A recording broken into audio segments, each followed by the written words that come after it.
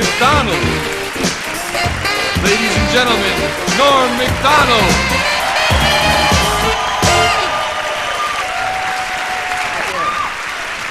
Thanks. Well, good to see you. Good crowd here. How are you doing tonight? You all right? Good stuff there. Well, I'm doing all right too. Not much of a day for me. I bit my tongue today. That was about all. You ever do that? Man, that hurts, huh? Still hurts. And very embarrassing biting your tongue, you know. You just be walking down the street, minding your own business, you know. Doodly-doo, doodly-doo, doodly-ho! And then everybody's looking at you and everything there, you know. And you're ashamed, you know. You feel ashamed that you bit your tongue. People go, hey, what's the matter with you there? You go, oh, ah. My uncle's sick. Yeah, I didn't bite my tongue, if that's what you think. I'm surprised I don't bite my tongue all the time, actually, you know, because I got so many teeth, you know. I got 50, 100 teeth, something like that. And they're all right around my tongue there, you know. They don't get out much. But I quit smoking. That's good for your teeth, man. You ever try that? Holy cow, is that tough, huh? I smoked ever since I was a kid. I always remember smoking, you know. One time I remember I was a little kid, I was like 8 years old, and I was behind my garage. I was sneaking a cigarette back there, and my dad caught me. I'll never forget it. His big head came around the corner of the garage. There it was, my dad's big head. And then his body, right after it. There was his body, trailing his head as it often would. And he grabbed me, and he hauled me in. And I thought I was in for the strapping of my life, you know? What he did is he pulled out his giant cigar. Must have been half the size of my arm, this big cigar. Stuck it in my mouth, lit it up, made me smoke it all the way through, right to the end. That's when I started smoking cigars real heavy. That plan backfired on him. Then there was another time I remember, now that I'm thinking about it. I was behind the garage again, as luck would have it. And this time I was smoking a big fat joint back there. And don't do drugs. And my dad's big head showed up again. And there's no body this time, just a big head. That was the funny part. You like to mix it up like that, you know? So anyways, he grabbed me there with his teeth, and he hauled me in. And I thought I was in for the strapping of my life, you know, but injected me with heroin. So he was a strict man, I'll tell you that. But you gotta quit smoking, that's all I know, man. You gotta quit smoking. It's not all I know other things too, but be a kind of a wasted life if that's all I combed out of it there. But you gotta quit smoking, because otherwise you get old and then unhealthy, you know? You see a lot of that, you know? Although some guys don't. You ever see those old guys? Doesn't matter what the hell they do to themselves. They just grow old anyway, you know? Meet a guy, be the oldest bastard you ever met, you know? Just does everything wrong, you know? Every day I smoke 4 packs of cigarettes. I drink a bottle of Jack Daniels, and I hit myself in the head with a shovel every goddamn day. I'd like to die. God, I'd love to die. One time I put a shotgun in my mouth and blew the whole goddamn back of my head off there. Just a slight ringing in the ears. I can't die. I think my girlfriend wants to get married or something, you know? She's dropping hints now all the time, you know? I think she wants to get... Last week, she got a 1-year subscription to Bride magazine. I renewed it for another 5 years.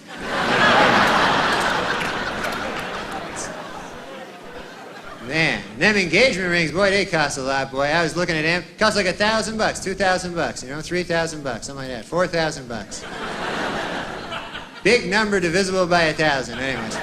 And you can get cheap ones too. I saw one ring, $20 there, engagement ring, you know. But what the hell are you gonna do with that, huh? You know? Go, here you go, honey. I love you a little bit. I get down on my knees, but it seems kind of stupid for $20. But I don't know. I don't mind spending a lot of money, but a ring, hey, that's a kind of a pointless thing there, you know? I don't know. I think I'm gonna get my girlfriend a nice engagement stereo. You know, nice.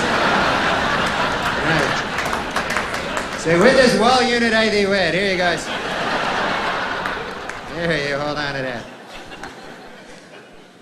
So, who knows, though, huh? Everything's expensive. Everything costs money there, you know. I went to buy a dog. I couldn't believe how much these dogs cost. Salesman in a store trying to sell me the most expensive dog in the store, you know. Big $600 dog. Big pit bull, 600 bucks, you know. And I was looking to pay, you know, maybe a buck, something like that, you know, maybe $2, something like that, you know. But I was going, hey, don't you got a bargain dog around the joint here? Any kind of a dog of the week going on this week? A big bin of dogs maybe that I could pull something out of there?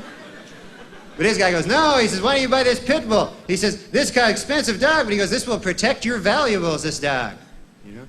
And, you know, I don't have any very valuable, you know, I don't own a lot of stuff there, you know. I buy the pit bull, that would be the most valuable thing I own, right? I'd have to buy something to protect it then, you know. I'd be out shopping for Wolverines the next day there. Show me something in a timber wolf, my good man, I'd be saying to some good man there. No, you don't want a dog like that, man. I want a dog do things for me, you know. Fetch my slippers. That's the joy of having a dog, you know. Pitbull won't do that stuff. Go, hey, Pitbull, fetch my slippers. Pitbull go, hey, I could kill you, pal. I'm a Pitbull. Don't you read the papers or anything? I kill. That's I don't fetch. I fetch people. That's all I fetch. I can fetch you a guy. That's the best I could do there. And maybe we're wearing some slippers. How'd that be? When I was young, no such thing as a pit bull. When I was a kid, it was the meanest dog around, the Doberman dog, you know? And they'd kill you, too. They'd rip your throat out just the same, you know? But not fast like a pit bull, eh? A Doberman always give you a little head start there, you know? They were a sporting dog, them Doberman. They'd see you in the street, they'd go, hey, that your house over there? Yeah, go ahead.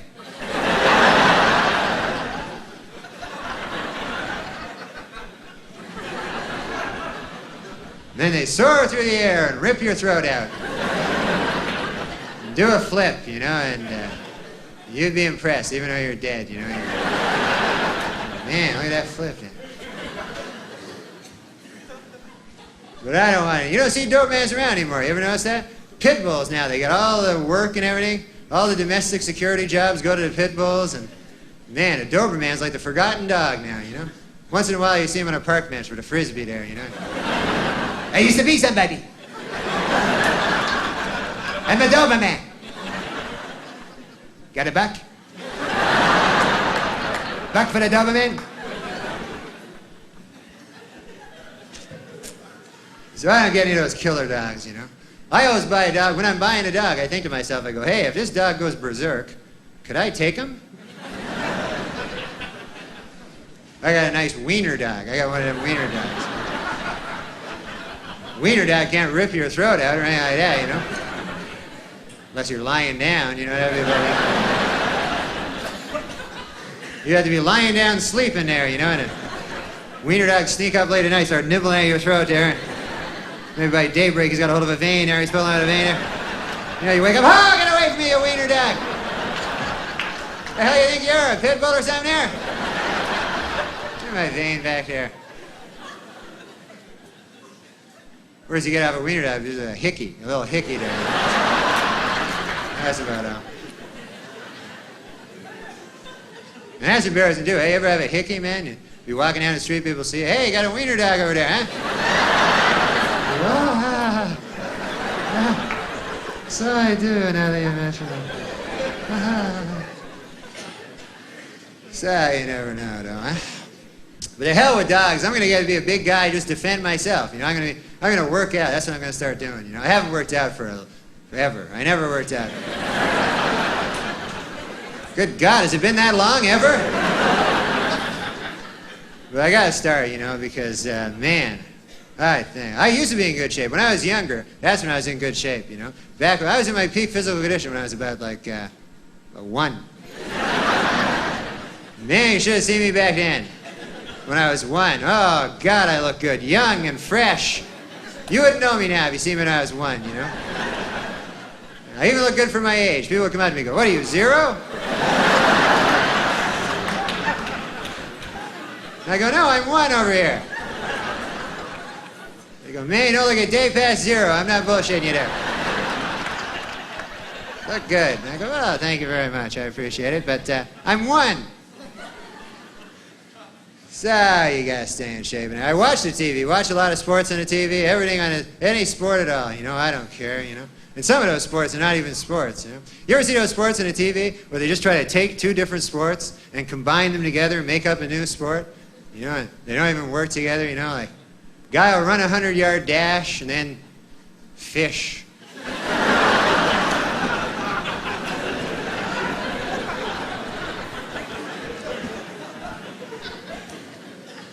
But I don't know. So there's one cliff diving. There's a weird sport. Hey, a guy diving off a cliff there, and they're trying to pass it off as a sport. You know, it's like attempted suicide pretty well, eh? Next week I saw on a TV guy that got washing down Quaaludes with wood alcohol. Can you believe that? How about that for a sport, eh? But it's tough to know who's better in cliff diving either. Like you see a guy diving off a cliff, they go, oh man, a guy diving off a cliff. And then another guy dives, oh, there's another guy diving off a cliff there. But you can't tell who's better, you know, like, if you survive it all, hey, you're a great cliff diver there. There's only two classifications in cliff diving there. There's a grand champion and then stuff on a rock.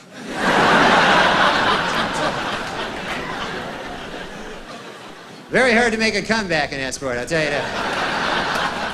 It's a lot of dedication there. Oh, man. But I don't know, though, you know. I love the TV, though. Anything on the TV at all. Watch game shows. You ever watch them? You ever see that game show, The Dating Game? That's the oddest game show I ever saw, that show, you know. They got no prize in the show. They just give you, like, another contestant. That's your prize. Just pair you off. No budget at all on the show, you know. And they always do the same thing on the show. They get a beautiful girl, match her up with three giant geeks there, you know. Last week they had a guy on, was like a crazy guy, loony bin, kind of a psycho wingnut, you know? You can tell by how they introduce him. Bachelor number 2 is a shadowy lurking character. From no fixed address, please welcome. He's just a guy. Menacing figure shambles into the studio there, you know? And then they make the girls, you know, ask those questions. They always be about sex, you know? Always thinly disguised sex, you know? Never direct, you know, insertion or anything, but it's always something about, you know, like the girl go, Bachelor number 2, if I were a popsicle, what would you do to me? What would you do to me if I were a popsicle? That's what it says in the card here. So guys, well, if you're a popsicle, huh? Well, first of all, I guess I'd take your wrapper off. If you know what I mean. And then I'd grab a hold of your sticks. If you know what I mean. And then I'd press you against the counter till you're broken too.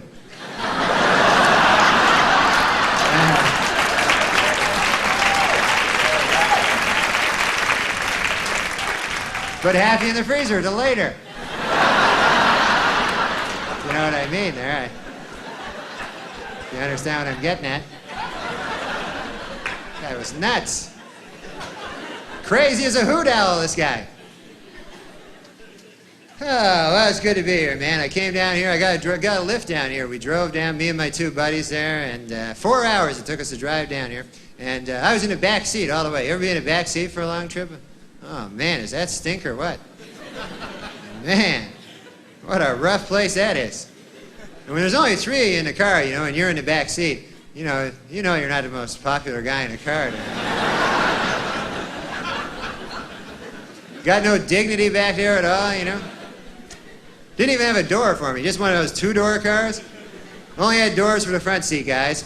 I didn't even have a door at all. I had to bum a door off one of the guys to get out of the car there. Man, lonely back there. You want to be in the front seat, that's where you want to be, huh? Right beside a driver, that's the place. Second in command there. You get to look at a map and everything and check out the tapes out of the box and all that stuff. You go, hey man, the driver dies, I'll be the driver. Got responsibility there, you know? Backseat, man, you're just cargo back there, you know? Just nothing back there. You can't talk to them, you know? You got that class barrier, front seat, back seat thing there. You can't smash through that, you know? You ever try? You just stick your head into the front seat? You go, hi! What are you guys talking about? It's me from the back seat. Okay, I'll go back there. But after a couple, 3 hours on the highway, you get so lonely in the back seat, you know. After a while, you start trying to make contact with other people in other back seats along the way. Ever do that? Look out your little excuse for a window there. I'm backseat people too over here. We must band together. I have some literature for you to look at there if you want. Could be a cow in the back of a flatbed truck there. Hello there. It's livestock, but it noticed me there. You really tell how they care about you in the backseat by that fucking seatbelt they give you, huh? Just right here, no shoulder strap or nothing, just same seatbelts they banned from the front seat back in the 50s. I said, man, we can't have these in the front seat. We throw them in the back seat. We'll give you shoulder straps up here and airbags, and on impact, a medic will jump out of your glove compartment there. You're good up here. Even got a headrest for it, you know, so your head doesn't hurt or anything. Man, you be in the back seat, eh? That headrest just be like a face smasher to you, you know. Just grimly mocking you for the whole trip there. Headed going to that like an overripe cantaloupe there, you know, just splash. The only way you can escape it is to sleep, you know. That's the only thing you can do in the back seat. Sleep and for a chance to dream. I love sleeping. I know you like to sleep? Oh, it's the best, man. You ever be having a really good dream, and then right in the middle of the dream, you wake up, right in the best part of the dream, and there you are, back in your stinking life again? Man, that's rough, huh? So then you fall asleep, try to re-dream it. Man, that never works out there. Always end up with some weird mutation of your original dream there, you know? Well, the other night I was dreaming, you know, I was in a pool with Christy Brinkley, and we were approaching each other, me and Christy Brinkley in a pool, and we were just about to touch, and I woke up. So then I fell asleep, tried to re-dream it there, ended up shooting pool with David Brinkley. That wasn't very much fun there, I'll tell you that.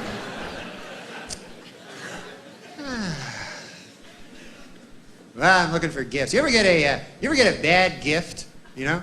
Last Christmas, man, I got the worst gift a guy ever gave me. He gave me a lottery ticket. You ever get that for a gift? Man, what a stinking gift that is.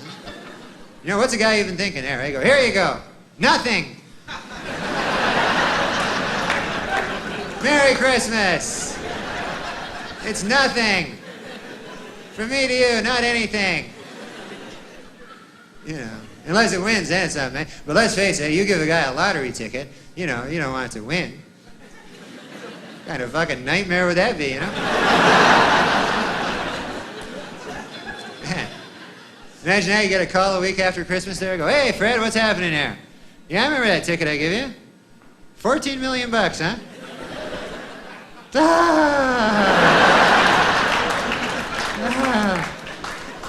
Good for you, Fred, yeah. No, I'm happy over here. No. Listen, what'd you get me again there, Fred? I can't remember what you got me. I know I got you to 14 million, but I can't remember for the life. Oh, yeah, the cup. Yeah, I remember now.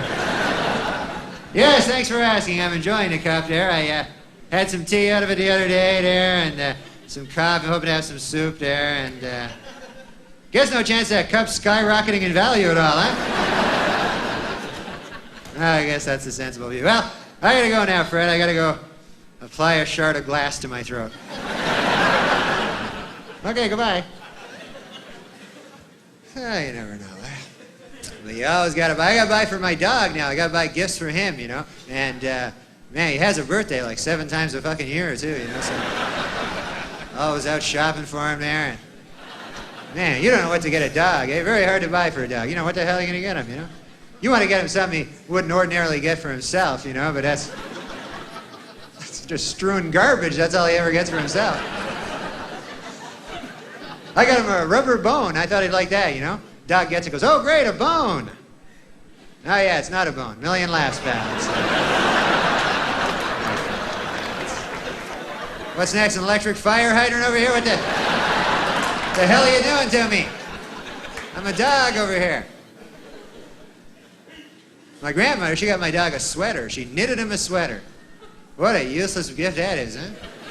Big green sweater, you know. I don't want to make the dog wear it. You know, it just humiliates the dog there. And what happens if the dog gets lost, you know? He's wearing a sweater. Huh? How long is he going to survive in the alleyways with that on his back? Man, them's mean streets if you're a wiener dog in a cardigan, I'll tell you that. You don't last too long there. They off you like a... whatever they off you like. So who knows though. My dog doesn't really talk, by the way. I know my dog talks in a lot of my little jokes there, but I'm just lying there. He's a regular dog, you know. I lie like that sometimes. You ever lie? Who the hell doesn't lie? Hey, you gotta lie, but you ever lie for no reason? That's the worst kind of lie, huh? You know, because usually there's a reason you lie, like you want to protect somebody's feelings or, you know, fuck over your buddy or something like that, you know? Would you ever just a big lie spills out of your evil head all of a sudden, you don't even know? You know, like a guy will come up to you and go, hey, you ever see that movie with Meryl Streep and the horse? And then you go, yes. And then in the back of your head, you go, what the fuck am I lying about over here? I stand to gain nothing by this lie. The hell am I thinking back here in my head? So, I don't know. You try to be a good person now, eh? That's the best thing. A lot of bad people, man. A lot of bad guys. I was reading this one guy in a paper, you know. Baddest guy I ever read about. This guy killed his family, if you can believe this, folks. Killed his family because the devil told him to. Can you believe that? Man, what a dork, huh? That was the headline, actually. What a dork! Guy kills his family because the devil told him to. But can you imagine that? And then afterwards you go back to the devil, you know, you go, yes, devil, I did as you instructed. I slaughtered my family as they lay sleeping, and then I chopped them up and put them in a duffel bag. Here they are. I got them here in a duffel bag. I'll be burying them tonight at the shallow grave by the side of the railroad track, as you have commanded, O Lord host of the hoary netherworld. And then the devil pulls off a mask. It's me, Bob! Then you go, ha, Bob! Jeez, you got me there, Bob, you got me. Is my face red or what over here? I got my family in a duffel bag. That's one for you there, Bobby boy. Okay, listen, folks, you've been great. Thanks a lot, huh? Enjoy.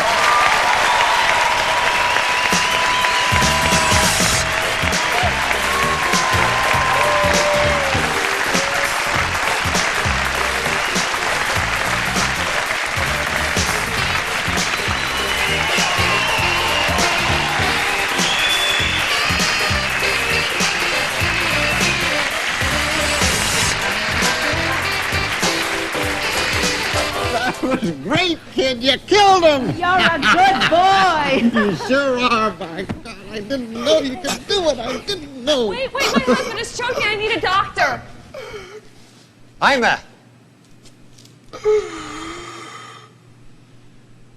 am a funny man.